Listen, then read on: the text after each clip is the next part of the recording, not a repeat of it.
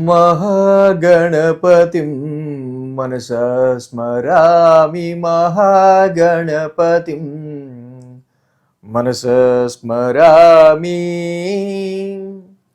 Dear creations family అందరికీ నా హృదయపూర్వక ధన్యవాదాలు. సో అలాగే ఈ యొక్క వారం 2026 కొత్త సంవత్సరం మొదలైంది. అలాగే జనవరి 4వ తారీఖు నుంచి 10వ తారీఖు వరకు కూడా ఈ వారం రోజులకి ద్వాదశ రాశుల వారికి సంబంధించి రాశి ఫలాలు ఏ విధంగా ఉండబోతున్నాయి ఏంటి అనేది మనం ఒకసారి చూద్దాం. సో ఈ వారం మనం చూసినట్టయితే కనుక ఇక్కడ మేజర్ ట్రాన్సిటల్ చేంజ్లో పెద్దగా చేంజెస్ అయితే ఏమీ లేవు.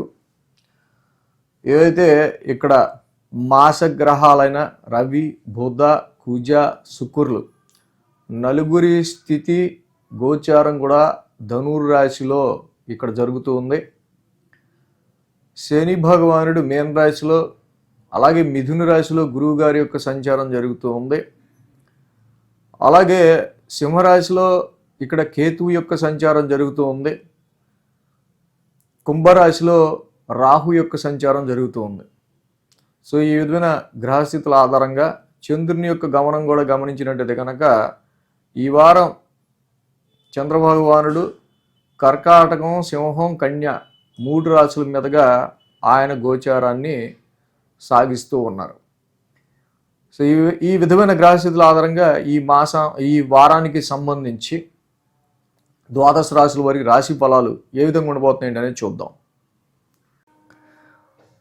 మీన రాశి వారికి సంబంధించుద్దాం. మీన రాశి వాళ్ళకి సంబంధిస్తే కనుక వీళ్ళకి షష్టమంలో కేతువు, దశమంలో రవి, దశమంలో కుజుడు, దశమంలో బుధుడు, మొత్తం 4 ప్లానెట్స్ వీళ్ళకి చాలా మంచి యోగదాయకంగా ఉన్నాయి.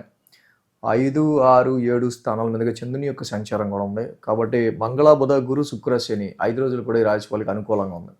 ఇక్కడ మనం చూసినప్పుడు ఈ రాశికి పంచమ స్థానం నుంచి చంద్రుని యొక్క సంచారం అనేది మొదలవుతోంది. యాక్చువల్గా వారం ప్రారంభం. పంచమ స్థానంలో చంద్రుడు జనరల్గానే ఈ రాశి వాళ్ళకి సంబంధించి ఓన్ హౌస్ అయినప్పటికీ కూడా పంచమ స్థానంలో న్యాచురల్ ట్రాన్సిట్లో ఆయన అంత అనుకూలంగా ఉంటారు. సో కాబట్టి ఇక్కడ ఈ ఆది సోమవారాల్లో మీరు చేసిన పని మీకు నచ్చే ఆస్కారాలు ఉంటాయి, కానీ ఎదుటి వాడిని మెప్పించడంలో మాత్రం కొంచెం ఇక్కడ లోపంగా కనిపిస్తూ ఉంటుంది ఆది సోమవారాలు ఈ 2 రోజులు కూడా. సో ఈ అంటే ఎక్స్పెక్టేషన్స్కి సంబంధించిన కొన్ని గోల్స్ని కూడా సెట్ చేసుకునే ఆస్కారాలు ఆది సోమవారాల్లో మీకు ఎక్కువగా కనిపిస్తూ ఉంది. మంగళ, బుధ, గురువారాలు చూస్తే షష్టమ స్థానంలో చంద్రుని యొక్క సంచారం, అలాగే అక్కడ కేతువు కూడా ఉన్నారు. అలాగే షష్టాధిపతి రవి కూడా మళ్ళీ తిరిగి ఆయన ధనుసు రాశిలో ఉన్నారు. షష్టమంలో కేతువు యోగిస్తాడు. ఆ రాశ్యాధిపతి రవి కూడా దశమ స్థానంలో యోగిస్తాడు. Ketu is a detachment separation planet. ఎప్పుడైతే 6th హౌస్లో ఉన్నాడో రుణ, రోగ, శత్రుస్థానాల్లో అనేకమైన దరిద్రాల నుంచి మీకు దూరం చేస్తుంటాడు. అంటే 6th house is a natural conflict house and it is a house of fightings. ఈ 6th హౌస్లో కేతు లాంటి గ్రహం, Ketu is A headless planet. అనవసరమైన ఫైటింగ్స్లోకి తలదొరచడం అసలు మంచిది కాదు. చాలా సందర్భాల్లో బెటర్ ఏంటంటే Ketu is a detachment planet. అనవసరం అనుకున్న వాటికి కన్ఫ్లిక్ట్స్కి కానీ ఎనీ డిస్టర్బెన్స్ కలిగించే విషయాలకి ఎంత దూరంగా ఉంటే చక్కగా కేతు అంత మంచి ఫలితాన్ని ఇస్తాడు. అండ్ ఈ 6th హౌస్లో కేతు యొక్క సంచారం this very good time for mainly court కేసెస్కి సంబంధించిన విషయాల్లో కావచ్చు, కోర్టు కేసెస్ ఫేవర్కి సంబంధించిన విషయాల్లో కావచ్చు, కేతు కూడా 6th హౌస్లో మంచి గుడ్ రిజల్ట్స్ ఇస్తాడు. అలాగే ఇక్కడ శుక్ర, శనివారాల్లో మనం చూస్తే కనుక ఈ రాశి వాళ్ళకి సప్తమ స్థానంలో చంద్రుని యొక్క సంచారం. సప్తమంలో చంద్రుడు జనరల్గా ట్రాన్సిట్లో ఓకే. అక్కడ ఆ సప్తమాధిపతి బుధుడు కూడా దశమ స్థానంలో ఉన్నాడు. ఇక్కడ చూస్తే చక్కగా ఆ రవి, బుధలే కాదు, కుజుడు, శుక్రుడు కూడా అంటే మాసగ్రహాలు మొత్తం 4 కట్టకట్టుకుని మీ 10th హౌస్లో ఉన్నాయి. అంటే దిస్ ఈజ్ కంప్లీట్లీ ఇన్వాల్వింగ్ అని యువర్ ప్రొఫెషనల్ మ్యాటర్స్. కర్మస్థానం ఎక్కువ యాక్టివేట్ అవుతూ ఉంది ఈ వారం. 5th హౌస్ నుంచి యాక్టివేట్ అవుతాం. సో ఇక్కడ 5th హౌస్ నుంచి ఈ హౌస్ నెమ్మదిగా యాక్టివేట్ అవుతూ ఉండడం, పనులన్నీ కొంచెం ముందుకు నడుస్తూ ఉంటాయి. రవి కూడా యోగిస్తారు, బుధుడు కూడా 10th హౌస్లో యోగిస్తారు. అలాగే రవి ఒక ఫైరీ ప్లానెట్, కుజుడు ఒక ఫైరీ ప్లానెట్, గురుడు ఒక fiery planet, all fiery planets aspecting the fiery house 10th house. 10th house మీద ఇన్ని ఫైరీ ప్లానెట్స్కి ఆస్పెక్ట్ మిత్రక్షేత్రానికి సంబంధించింది కాబట్టి ఈ సోషల్ స్టేటస్కి సంబంధించిన విషయాల్లో కానీ, ప్రొఫెషనల్ మ్యాటర్స్కి సంబంధించిన విషయాల్లో కానీ జాబ్ సర్చింగ్కి సంబంధించిన విషయాల్లో కానీ this is very good time అని చెప్పాలి. సో కాబట్టి వీళ్ళిద్దరే కాదు, ఇక్కడ మళ్ళీ రిస్ట్రిక్షన్ ప్రయాణం శాటర్న్ రాశి నుంచి శని చూస్తున్నాడు, మళ్ళీ గురుడు కూడా చతుర్థం నుంచి 10th చూస్తున్నాడు. అంటే ఇక్కడ లాంగ్ టర్మ్ ప్లానెట్స్ 2 10th చూస్తున్నాయి. అంటే 6 గ్రహాలు 10th హౌస్నే చూస్తున్నాయి. This is most stressful work oriented time అనమాట.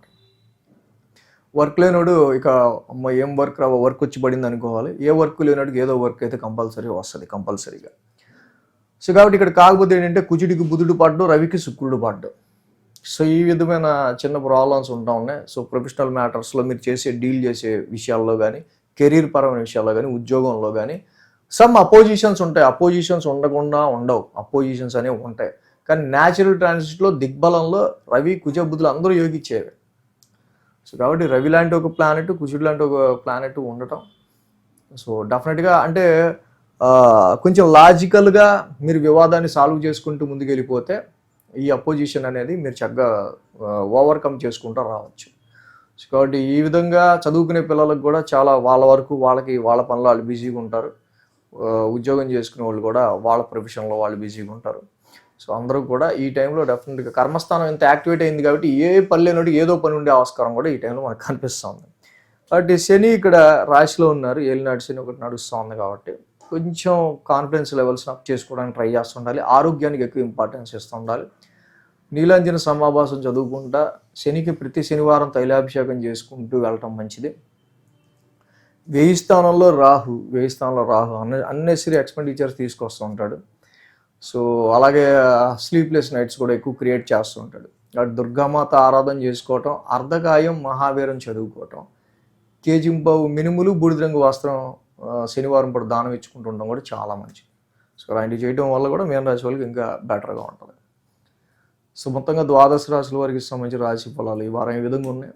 Thanks for watching TR Creations. ధన్యవాదాలు. ఈ వీడియో కనుక మీకు నచ్చినట్లయితే లైక్ చేయండి, షేర్ చేయండి. మరిన్ని అప్డేట్స్ కోసం సబ్స్క్రైబ్ చేయడం మాత్రం మర్చిపోకండి.